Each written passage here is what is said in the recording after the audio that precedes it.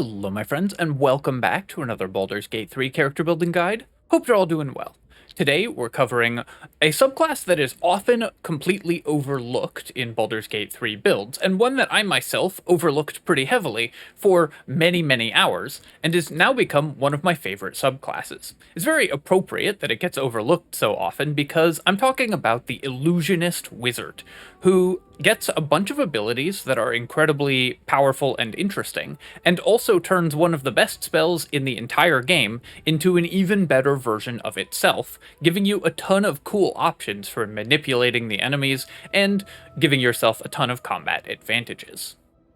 Before I begin, I do want to take a quick moment to say thank you so much to Chris Dillon for the $2 donation, Jobot Go for the $5, Justin Elliott for the $25, as well as James Turner Jr. and Ken Porter for becoming channel members. Thank you so much, my friends. I really do appreciate the support. Also, still nailing down sound settings for my new microphone. I think I've mostly got things sorted out at this point, but still definitely open to feedback as to how everything is sounding now, so let me know. Alright, let's get to the build. I'm using Gale as the example character here, since he is of course the wizard of the party, and humans do make excellent wizards because of their light armor and shield proficiency, which makes them both significantly more survivable and also gives them access to a bunch of magic items that are actually very good for wizards that they normally can't use. So any class with light armor proficiency and shield proficiency can be very helpful to play a wizard with. But if you're building this as a custom character, the most important thing, I think, is actually that you take a background or race that gives you stealth proficiency. You will always be able to stealth to hide in combat, and so sometimes enemies will force you to make stealth checks. The ability to do that successfully is going to give your character a whole additional dimension. Illusion wizards are some of the best characters at re-hiding during combat after already being discovered, which is something that doesn't happen that often in Baldur's Gate, but which you will have amazing access to. So the ability to actually make stealth rolls can add another dimension to your character. If you're building it as a custom character, I recommend getting that. Otherwise, our character will be starting as a relatively standard wizard, but with one key difference when it comes to our attribute selection. Normally, wizards are pretty incentivized to take 16 Constitution, because they want to be able to maintain concentration on their spells when they get hit. However, an illusion wizard shouldn't be getting hit, because you're always going to have a distraction up for enemies, so they will often attack another thing instead of you. And also, in the late game, you're going to have one of the most powerful defensive abilities in the game available. So between those two features, you just don't need to worry about making concentration saves as much as other wizards do, because you just won't be getting attacked as often. This lets us get away with taking 16 in dexterity, which overall is just a more powerful attribute than Constitution, giving us incredible armor class and initiative, and letting us greed a little more in our character creation because of the powerful class abilities that let us get away with that greedy spread. For our cantrip selection, for maybe the first time ever with a wizard build, I'm not going to be taking Minor Illusion, because we get a better version of that at level 2, so we actually get a whole additional cantrip to play with at this early level. Always you're going to take Ray of Frost, because Ray of Frost is the best of these combat cantrips. The ability to slow enemy movement speed and freeze puddles of water is incredibly important. Mage Hand still has tons of utility, and normally I would take Minor Illusion as the third cantrip, but here I'm going to suggest taking Bone Chill or Firebolt, probably Firebolt for the early game, because the ability to just light fires at range and have a higher damage option than Ray of Frost is still pretty useful. You can often forego Firebolt, but it's still very helpful to have when you don't need the other utility spells. For our spell selection at level 1, now of course we're going to be able to learn all of these spells from scrolls eventually, but for the early game, we want to make sure that we have all of the best and most important spells that we are going to need available throughout the game, available right from the start. We're going to take Shield and Magic Missile. These are Wizard's two best spells. Shield is one of the best defensive reactions in the entire game, of course, and Magic Missile can finish off low health enemies without having to roll dice for it, which is very helpful. And for our main combat option, when we need to cast a spell, we're going to take Chromatic Orb, because of course we can use this to apply whatever element we need. The ice surface is incredibly powerful because it knocks enemies over. To round out our utility options, we're going to take Fog Cloud to blind enemies without a saving throw if you can trap them in it. Long Strider, which is a ritual spell, so it costs no spell slot when cast outside of combat, gives your entire party plus 10 feet of movement speed for the entire day. Super powerful, obviously. And Grease, which can be used to knock over every enemy in an encounter. Just like an ice surface, when an enemy falls prone on the grease, they lose the rest of their turn. So you can lock down entire encounters with grease. It combines very well with a bunch of other effects, and if we need a little bit of extra damage, you can always light it on fire. Alright, that's it for level 1, so let's get on to the meat of the build and pick up our Illusion Wizard levels at level 2. At character level 2, we get to take our subclass, which of course we already know is going to be Illusion. So this gives us access to the first of the Illusion class features, and it's a pretty excellent one. We get Improved Minor Illusion, which gives us Minor Illusion, which already is great. We just get a whole extra cantrip for free, because we would normally have taken Minor Illusion, but we just get a better one. Improved Minor Illusion can be cast as a bonus action and lasts for 20 turns, compared to Minor Illusion's normal 10 turns, and you can also cast it while hidden without breaking stealth, and cast it while silenced. All of these are pretty nice buffs, but the big thing is being able to cast it as a bonus action, because it means that it's now usable effectively in combat. Wizards normally don't have great uses for their bonus actions, so the ability to spam out something that costs you nothing with your bonus action, because it doesn't cost a spell slot to use, it's a cantrip, is very helpful, provided it has a combat effect. Normally, Minor Illusion doesn't have much of a combat effect. It's an incredible spell, but it's mostly used out of combat. You use it to, when you cast it, enemies walk to where it is, if they're not in combat, so you can use it to group up enemies for an AoE spell to start off combat. You can use it to pull individual enemies away from their allies in order to pick them off one by one. You can use it to change enemy facing for your rogues to be able to sneak around. All of these are great out-of-combat uses, but it doesn't really... not many of those have a ton of help in combat, because the enemies won't go to where the Minor Illusion will be. Or will they? How Minor Illusion works when cast in combat is it does two things, and since we can now use it reliably in combat with a bonus action, both of these are very helpful.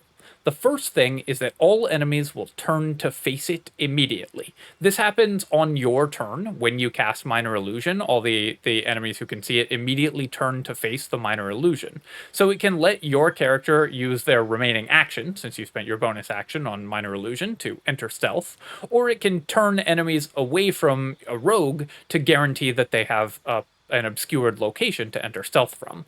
This is pretty helpful by itself if you're a stealth-based party, because you can guarantee that you'll always be able to enter stealth.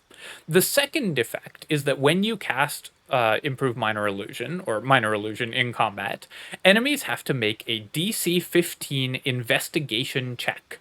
The investigation check here is fixed. It's always DC 15. It doesn't matter what your intelligence is or anything along those lines. And if every enemy who can see it fails the check, you get a cat with 1 HP and 10 armor class as an object, as a creature in the combat. That cat will absorb an enemy attack. Because it has such low armor class and only 1 HP, enemies will heavily prioritize attacking it. So if you can get them to fail the investigation checks, they will very reliably waste their next attack trying to kill the cat. It also applies the threatened condition to enemies it's adjacent to, so you could use it to trigger sneak attack, again, great for a rogue ally. This is super powerful for a couple reasons. One, investigation check is a skill check, and most enemies don't have skill proficiencies at all, so they will have no bonus to this investigation check. They'll just be rolling it with their intelligence, and many enemies in the game have terrible intelligence rules, so even a DC 15 check is one they're likely to fail pretty consistently. Second, it's a check, not a saving throw, so they don't get the normal difficulty-related bonuses to saving throws. On Tactician or Honor mode, enemies normally get a +2 to their saving throws. They don't get that to checks, so they are going to fail these checks more often than they would an equivalent intelligence saving throw. These two things together mean even though every enemy in an encounter gets to check against this, they're very likely to fail it in a lot of encounters, and you can use your bonus action to trade for an entire enemy turn very consistently without spending a resource. It's effectively free to do so, because you don't have a great use for your bonus action otherwise if you're not like Misty Stepping or something like that. So the Illusion Wizard gets to vastly reduce incoming damage in an encounter by costing the most dangerous enemy in the encounter 1 attack per turn roughly, repositioning enemies, and also has a bunch of nice bonuses for changing facing on enemies for stealth checks. So all that together means that you are reducing the incoming damage in encounters significantly with improved Minor Illusion, and makes it a very powerful cantrip to have available. For our spells at this level, we're just going to fill out our utility spells, make sure that we have Enhanced Leap, and let's say Disguise Self. It's an illusion spell, so it's very on theme, and our prepared spell list is almost certainly going to consist of Magic Missile, Chromatic Orb, and Shield as our combat spells, and then Long Strider and Grease to give us options for larger combats with Grease and Long Strider, because of course we want to cast it on our entire party. That's it for level 2. Let's move on to level 3. At character level 3, we get access to second level spells, and of course the most important combat spell for second level is going to be Cloud of Daggers. There's no particular illusion-themed spells that we want at this level. You can pick up Phantasmal Force, but unfortunately it is a very weak spell in Baldur's Gate 3, nerfed significantly from its tabletop version, so even on an illusion wizard, I wouldn't recommend using this spell. You're going to be better off concentrating on Cloud of Daggers or using Flaming Sphere to absorb enemy attacks, though of course you have your Minor Illusion to absorb enemy attacks. This can keep your Flaming Sphere alive even longer, giving you options to have a lot of things on the field that enemies are attacking instead of your valuable party members. At Wizard level 4, we get access to our first feat, and the feat that we are going to take, as with most Honor Mode characters, is going to be Alert. Alert just means that you win initiative all the time. With your 16 dexterity, you're going to have plus 8 to your initiative already, meaning that you're going to go before just about every enemy and just about every encounter, and that's even better for the illusionist than it is for other wizards, already a character that loves to go first, because this means that you get to set up your illusion before your minor illusion, before the enemies attack even once, 100% of the time, meaning that they're very likely to waste the first attack of every combat, killing the cat. Enemies choose their target priority based on how easy it is for them to land killing blows on things, whether they can actually hit their attacks and whether they think they can kill it. So a creature with 10 AC and 1 armor is something that they're going to be attacking very, very reliably. For our cantrip selection here, some of them you might have learned from scrolls at this point, but if you haven't, then you are likely to want Bone Chill. It can be very useful against undead to give them disadvantage on all their attack rolls. If you give them disadvantage and they are going to be attacking a cat at least once, then they're going to be missing a lot of attacks against you. So again, you can reduce the incoming damage that you're taking against certain kinds of enemies. Light is also very useful at this point if you don't have it elsewhere in your party.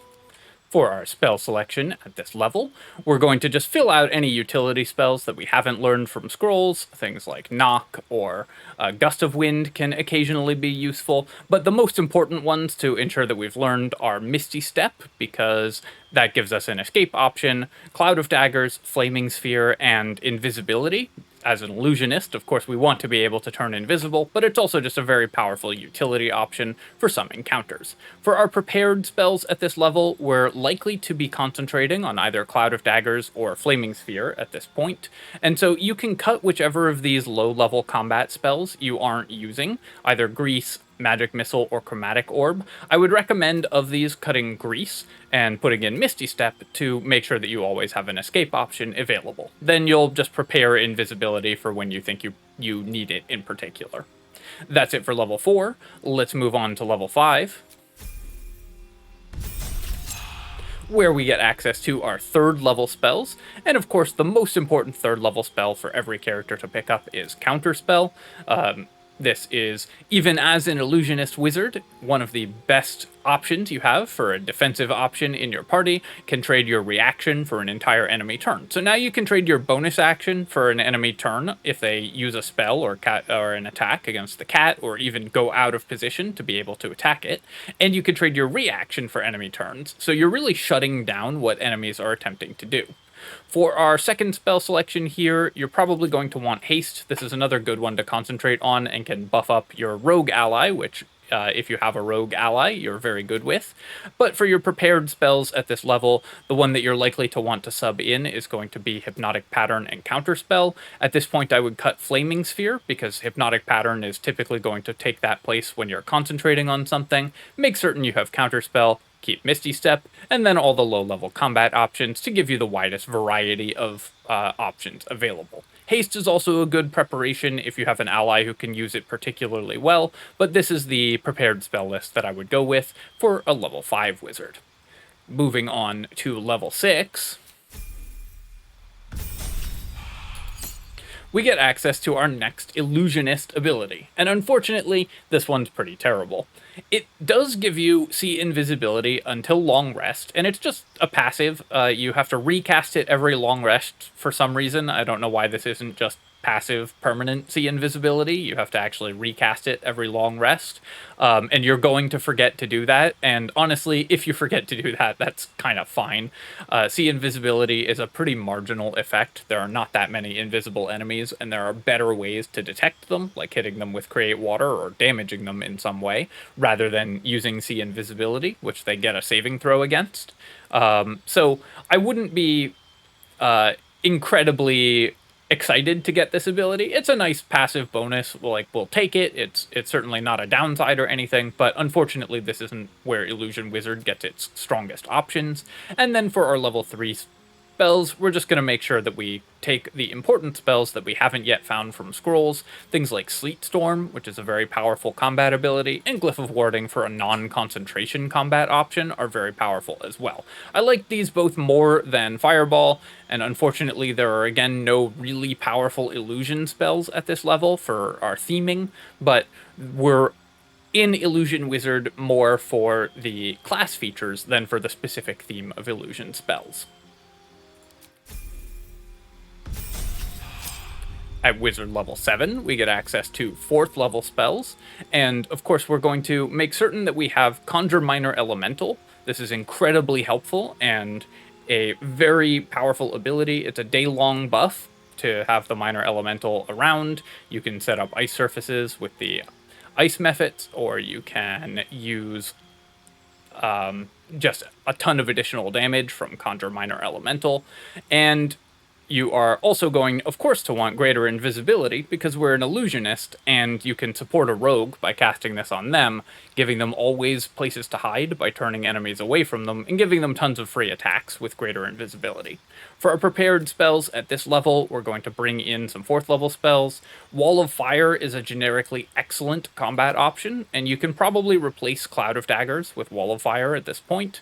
Pick up Conjure Minor Elemental, and use Greater Invisibility for some circumstances. If you're not using Greater Invisibility, then just sub that out for Glyph of Warding. This is just an excellent combat spell that you can cast. It looks like it's a landmine, and you can use it as a landmine because it looks like it's a landmine, but you can cast it directly on an enemy and it'll explode immediately. So it's also basically a fireball. But Illusion Wizard gets the unique option to use it more effectively as a landmine, because you can place Glyph of Warding on the ground, put a minor illusion on it, and then enemies will walk over the Glyph of Warding and trigger it. So you can use that to hit an enemy who's further away than the range of your Glyph of Warding by adding in the 60-foot range of your minor illusion effectively to the range of your glyph. That gives you the ability to hit enemies who are much further away when you're starting combat. At Wizard level 8, we're going to get our second feat, and the feat that we're going to take is, of course, an increase to our intelligence. Obviously, this is still a wizard build, so we still want to have our save DCs as high as we can possibly get them, so an increase to our intelligence will help out a ton with that. The save DC on Minor Illusion is fixed. The investigation check is fixed, so this won't be increased by boosting our intelligence, but all of our other spells are still reliant on intelligence, so it's still extremely important to raise this, and extremely important to get save DC gear as we go through the game. For our spell selection at this level, we're going to fill out whatever spells, again, we haven't found with scrolls, but some that I think are pretty important to have access to include Ice Storm. This gives you a non-concentration option to create a large ice surface, as well as do a reasonable amount of damage, and Banishment, because while this is a concentration-based single-target disable, which isn't, on the face of it, very attractive, the key thing about Banishment is that it targets enemy charisma saves, which are often incredibly low. Some enemies will have like plus 10 to their dexterity, but minus 1 to their charisma save, so you can easily take them out of the fight and defeat their allies in the 2 turns that Banishment gives you against certain powerful bosses. At Wizard level 9, we get to pick up our 5th level spells, and of those, the most important for wizards is going to always be Conjure Elemental. This is used both as a 5th level and as a 6th level spell in order to get the most powerful summons in the game. These will increase the power level of your party dramatically. Access to the elementals and the myrmidons is incredibly important. For our second one, unfortunately, the illusion spell at this level is again terrible. Seeming is just a very bad spell, so we're not going to take that. What else you take is, again, going to be somewhat dependent on what scrolls you have found up to this point. You can go back to fill out any spell slots that you haven't picked up at earlier levels, but by this point, you're pretty much going to be selecting ones you haven't found scrolls for. Hold Monster is probably the most useful of the remaining 5th level spells, and the one that we're going to make sure that we have if we haven't found a scroll to learn it from yet. For our prepared spells at this level, we're going to keep all of these lower level options and then add in Conjure Elemental and Hold Monster to give us options for our higher level spells. And then one of the other powerful concentration spells from level 3 can come in so that you can decide between Sleet Storm or Hypnotic Pattern based on the situation that you're facing and how dangerous the encounter is, whether you can effectively land multiple turns of Sleet Storm, or whether you just need to take all the enemies out at once. These are the 2 best of the concentration disables from 3rd level spells, so these are what I recommend taking to decide between as required. Remember, of course, that this character can pull enemies into a group to land Wall of Fire, to land Sleet Storm, to land Hypnotic Pattern on, so these AoE disables are even better for you than they are for everyone else because of how easy your access to Minor Illusion is. At character level 10, you get access to one of the most potent defensive abilities in the entire game, Illusory Self. Despite our character's low hit points, but combined with our high AC and access to the shield spell, this makes the Illusion Wizard incredibly difficult to kill. Enemies will be wasting 1 attack per turn, attacking your cat usually, and then you have access to shield to block incoming attacks, and Illusory Self for any attacks that get through your shield. Illusory Self lets you, once per short rest, turn a hit against you into a miss. There's no die roll associated with it. It can completely negate critical hits. It just turns a hit into a miss. You get to see the enemy roll before you decide whether to use this or not. So you only use it on an attack that you can't use shield on or can't negate in some other way with like cutting words or something from an ally. But Illusory Self lets you turn any attack against you into a miss with no questions asked. This is incredibly powerful. Your wizard shouldn't be getting attacked that much, but when they do, it's pretty bad because they can lose concentration on an important spell and they don't have that many hit points. So Illusion Wizard's ability to completely negate one of the dangerous attacks coming at you can keep your whole party alive much more easily. This way, the wizard can defend themselves and defend your whole party with the bonus actions, bonus action minor illusions that are absorbing enemy damage. So the amount of incoming damage that your party is taking is vastly reduced by having an illusion wizard around. For our cantrip selection here, we're going to, of course, pick up True Strike, because what would a build for me be without it? And then we're going to just pick up whatever spells we haven't found scrolls for at this point. By this point, you're probably playing Pokemon more than you are trying to find spells that specifically help your build, because we've already got all the best spells for us. Then, at wizard level 11, of course, we get access to 6th level spells, and the most important 6th level spells to have access to in the game are Globe of Invulnerability, which can completely negate incoming damage, and one that I think is really fun and highly underrated for Wizard is Wall of Ice. This spell was buffed in patch 6, and I think a lot of people still haven't quite caught up to it, but it does 10d6 AoE cold damage alongside creating an ice surface, and then you can cancel it immediately, and the clouds that it leaves behind immediately do another 10d6 of cold damage, although it's actually currently still bugged, and the clouds only do 5d6. But even with that, 15d6 of AoE cold damage that you can double with the wet condition to be effectively 30d6 of AoE damage is massive. Wall of Ice is an encounter winning spell all on its own. Now, most of the time, you're not going to get a chance to use this because you're going to use Globe of Invulnerability, summon Myrmidon with your other 6th level spells, but Wall of Ice is really, really good if there's a bunch of sort of mid-strength enemies. You can group them up with your minor illusions and then blast them all with one of the highest damage AoE nukes in the entire game. For our prepared spells at this level, we're going to hang on to these, make sure that we have Globe of Invulnerability and Wall of Ice prepared, though again, remember that you have access to all of these spells from scrolls. I will also mention that there is no all of these have scrolls except for Create Undead. There's no scroll of Create Undead in the game. So if you want to, again, sort of play Pokemon and collect all of the scrolls, all of the spells, you have to actually learn Create Undead when leveling up, rather than getting it from a scroll, since a scroll of it doesn't exist. This spell list should give you options for all contingencies, alongside your ability to vastly reduce damage that your party is taking, enable your rogue allies to deal tons of damage to enemies by making sure they can always stealth and enemies are always looking away from them, and all sorts of other shenanigans.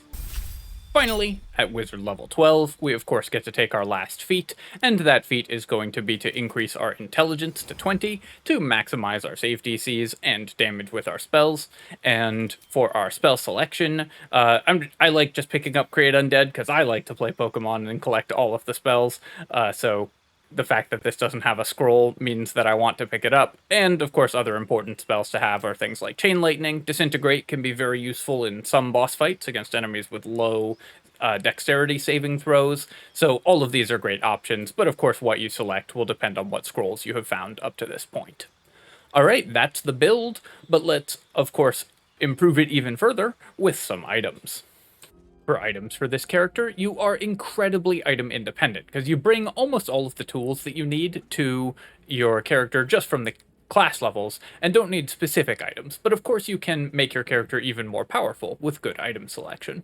What you're mostly looking for is survivability, things that increase your character's resiliency, because we have relatively low hit points at this stage in the game, of course, thanks to our only 14 constitution, and want to avoid getting targeted too often to avoid having to burn through our defensive features very quickly. So we want to increase our armor class, we want to increase our initiative. Even like 1 or 2 points of initiative increase will guarantee that you go before even the very fastest enemies in the game, so that's pretty good as well.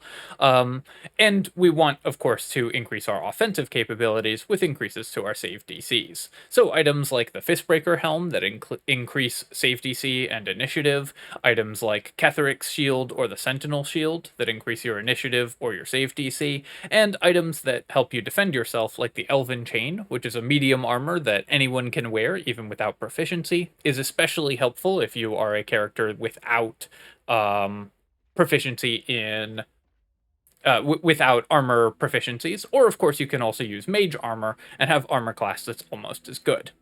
For your weapon, best in slot item for every caster, especially monocast class casters is Markaheshkir, of course.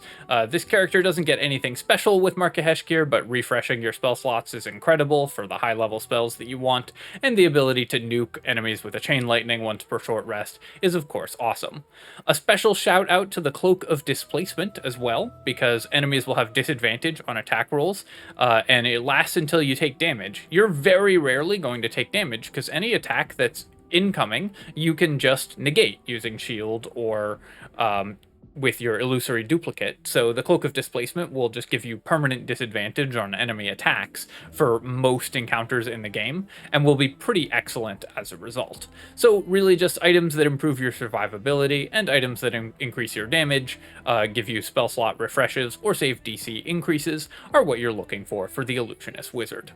Alright my friends, hope you enjoyed this video, and of course as always if you have, feel free to leave a comment and like the video, helps me out a ton with the algorithm of course, and you can subscribe to my channel for more Baldur's Gate builds and other strategy game content.